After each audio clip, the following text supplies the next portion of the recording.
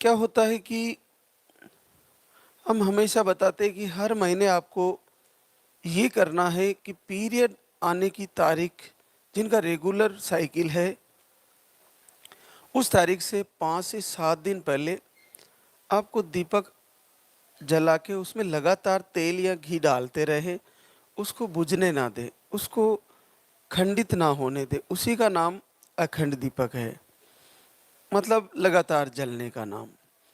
तो उसको जलाते हुए बार बार संकल्प करें कि जिस प्रकार से हे प्रभु, मैं तेरे नाम का अखंड दीपक जला रही हूँ,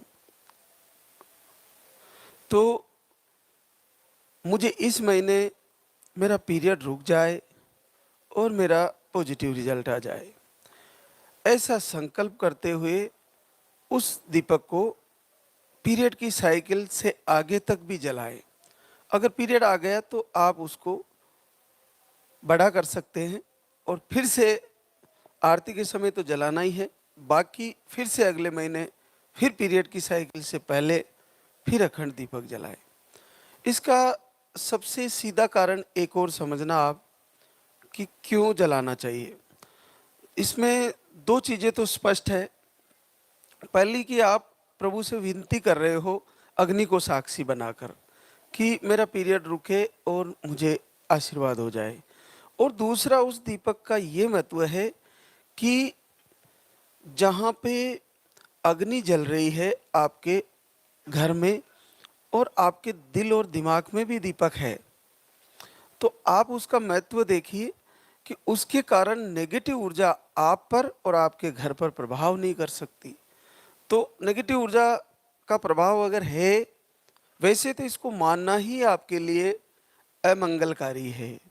नेगेटिव ऊर्जा को जितना आप मानोगे उतना ही उसको जानोगे, और जानोगे तो पहचानने की कोशिश करोगे, और पहचानने की कोशिश करोगे तो आपको कुछ ना कुछ ऐसा बता दिया जाएगा, और ऐसा बता दिया जाएगा जिससे आपको उसका होना जाना कुछ भी नहीं है, और उस बताने की वजह से आपके अंदर और नेगेटिव ऊर्जा ऐड हो जाएगी।